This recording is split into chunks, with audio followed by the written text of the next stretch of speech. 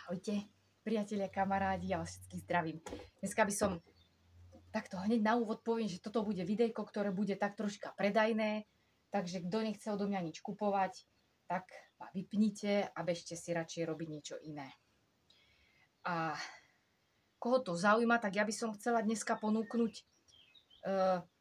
opäť nejaké vretienka, ale toto zrovna nie.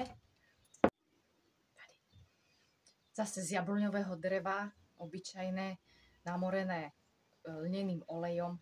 To drevo je krásne, pozrite sa, aké proste. Nádherné, nádherné.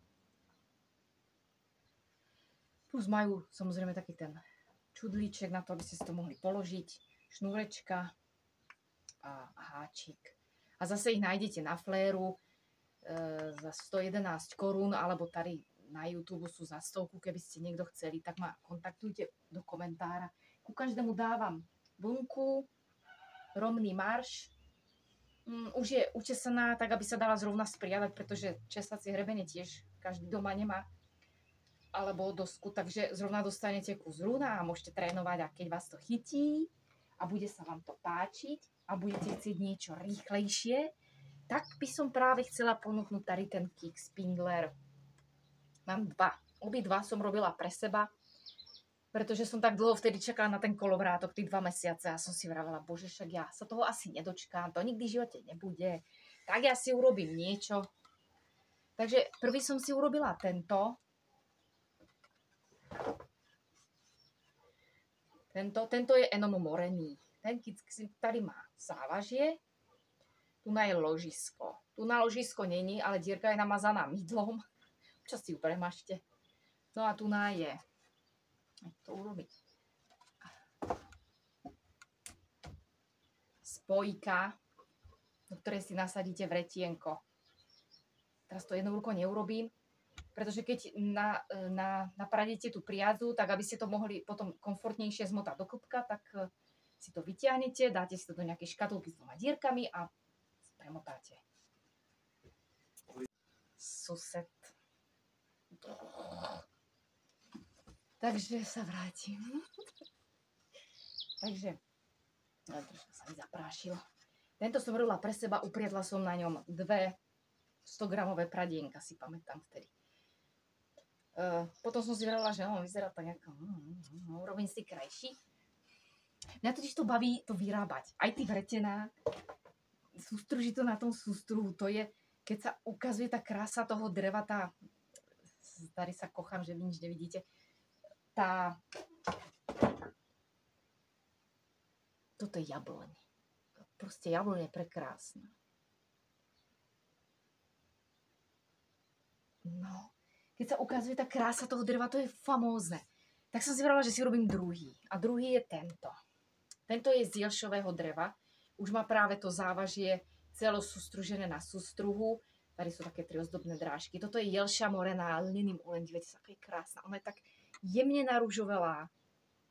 Proste nádherná, nádherná. To je jelša, ktorá rásla u rieky Nivnice. Toto všetko kompletne, aj toto je z tej jelše vysústružené. Tieto tyčky sú zo spojmontu bukové. Dobre, tak to ako nedávam. Úplne to neviem vysústružiť. A toto všetko ostatné je z odpadného dreva, ktoré malo vlastne skončiť v peci. Obidva Kick Spindlery sú z odpadného dreva. Ono v podstate aj tady tá suchá, spadnutá jabloň by skončila v peci. Takže každý Kick Spindler má tady to ložisko, aby sa to ľahko točilo, aby to vydržalo sa dlho točiť. Toto je len dierka, ktorá je namazaná mydlom, to si občas premažte. Celé je to, tento je namorený alebo napustený lneným olejom a tento je namorený moridlom iba. A tento krásne vonia. Tento s tým lneným olejom krásne vonia, takže možno aj do tohto ešte prdnem olej, aby to malo proste tú vôňu, takú tú úžasnú, takú. No oba dva fungujú perfektne a je to rozhodne lepšia voľba pre niekoho, kto si chce trebárs upriasť na sveter, množstvo už svetrové, to je nejakých 1200, 2000 metrov. Ale A to už na tom vretienku není to tak komfortné. No, ja som sa s tým vretienkom pravdu povedať vôbec neskamarádila. Ani na tej vrtačke mi nesedelo. Moje pokusy práce s vretienkom môžete vidieť v nejakom z predchádzajúcich videí. Kto ma sleduje, ten si to pamätá. A proste to bola skôr komédia, než že by to bolo na niečo dobré. Takže toto som chcela ponúknuť, toto som chcela ponúknuť. Ku každému spindleru samozrejme dostanete tiež tady také toto rúno, už nachystané, vyčesané. Toto je vyčesané na česacej doske, áno, si to pletie furt. Takže vy si ho takto vezmete a takto si začnete vyťahovať. A nebude vám to padať. To je také blbé, krátke, predajné video, že? Ale bože, ja to tak neznášam niekomu niečo predávať. No, takže to ukončíme.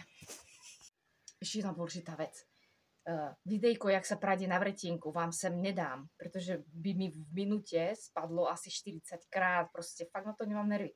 Ale dám vám sem teraz video, jak pradiem priadzu na tomto kickspindleru, na tomto konkrétnom jednom. A to je všetko. Majte sa.